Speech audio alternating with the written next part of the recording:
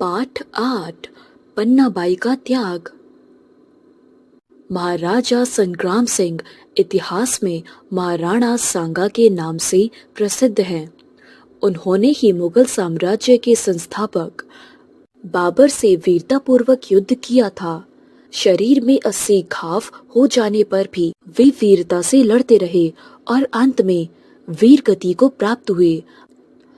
महाराणा सांगा की मृत्यु के बाद मेवाड़ के राज्य पर संकट के बादल मंडराने लगे। महाराणा सांगा के पुत्र उदय सिंह अभी छोटे ही थे। उस समय बनवीर आघोषित रूप से महाराणा बना हुआ था। वह एक सामंत था।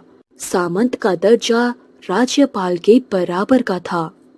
महाराणा विक्रम सिंह पहलवानों की कुश्तियों को देखने में मस्त रहता था।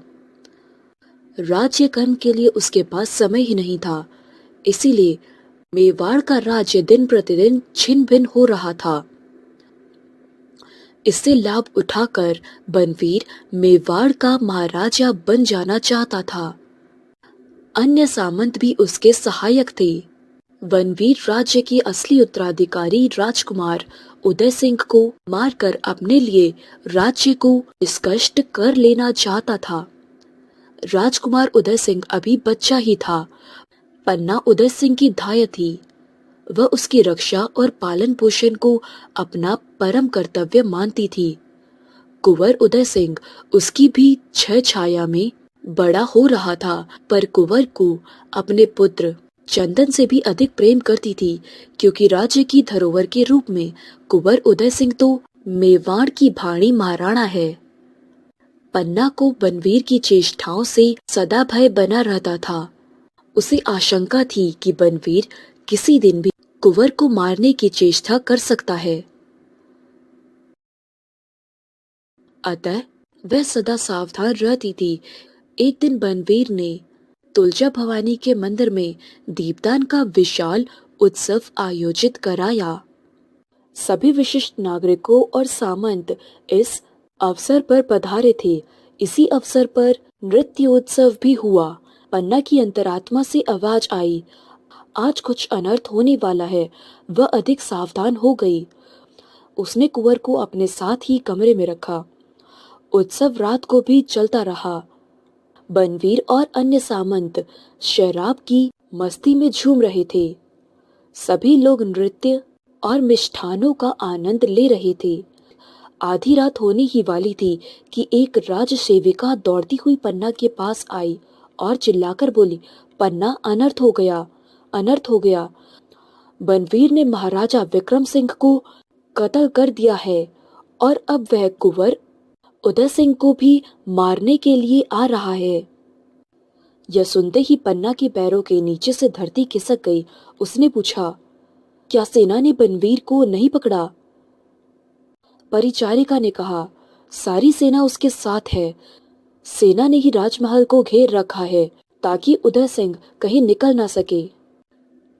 पन्ना ने हताश होकर देवी की पुकार की, भवानी तुलजा, कुंवर की रक्षा करना। माँ, अब तू ही मेवाड़ की रक्षा कर सकती है। देवी, रक्षा कर, रक्षा कर। पन्ना व्याकुलता में देवी की आराधना करने लगी। सहसा पन्ना को उदय सिंह की रक्षा का उपाय सूझ गया। उसने सेविका के कान में धीरे से कुछ कहा और ऊंचे स्वर में बोली, तुम चिंता छोड़ दो। भवानी तनुजा की कृपा से सब ठीक हो जाएगा। तुम बारी को मेरे पास शीघ्र भेज दो। बारी महल की सफाई कर्मचारी थी। उसने निश्चय कर लिया कि भले ही मुझे अपने पुत्र का बलिदान क्यों न करना पड़े, मैं मेवाड़ के दीपक की रक्षा अवश्य करूंगी। वह कुंवर के कमरे में गई। कुंवर के बिस्तर पर उसका अपना पुत्र चंदन सो रहा था। यह विधाता की ओर से ही कुछ विचित्र प्रेरणा थी। आज चंदन पहले से ही कुंवर के बिस्तर पर लेटने के लिए हठ कर रहा था। पन्ना ने चंदन को कुंवर उदय सिंह की मखमली चादर से ढक दिया। थोड़ी देर में बारी आ गया। पन्ना उसे एक कमरे में ले गई और वहां पर लेटे कुंवर को टोकरी में रख दिया। फिर उसे जूठे पत्तल से ढक दिया। बारी उस टोकरी को लेकर राजमहल से निकल गया। इस प्रकार पन्ना ने कुंवर उदय सिंह की रक्षा का तो प्रबंध कर लिया, परंतु उसके पुत्र पर क्या बीतेगी यह सोचकर वह उस भयंकर घटना को सहन करने के लिए चट्टान सी कठोर बन गई। आधी रात के बाद शराब के नशे में चूर वनबीर कुंवर को ढूंढता हुआ आया और गरज कर बोला, कहाँ है मेरे मार्ग का कांटा? पन्ना ने अद्भुत साहस दिखाते हुए कुंवर के स्थान पर सोए अपने पुत्र की ओर संकेत कर दिया। बनवीर ने तलवार के एक ही वार में बेचारे चंदन के शरीर के 2 टुकड़े कर दिए। उसका सिर कट कर गिर गया।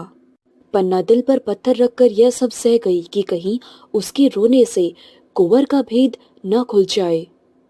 इस प्रकार दीपदान के दिन पन्ना ने राजघराने के दीपक को बचाने के लिए अपने हृदय के दीपक का बलिदान कर दिया। धन्य थी वह पन्ना जिसने अपने कर्तव्य को निभाने के लिए अपने हृदय के टुकड़े की आहुति दे दी। ऐसी कर्तव्यनिष्ठ माताएं जिस देश में होती है वह देश सचमुच सौभाग्यशाली है। ऐसी ही लाल नाव की वीर गाथाएं वीरों और वीरांगनाओं को प्रबुद्ध कर उन्हें उनके कर्तव्य पथ पर दृढ़ रहने का संदेश देती रहती है। पन्ना बाई का त्याग इतिहास के सुनहरे पृष्ठों पर अंकित है।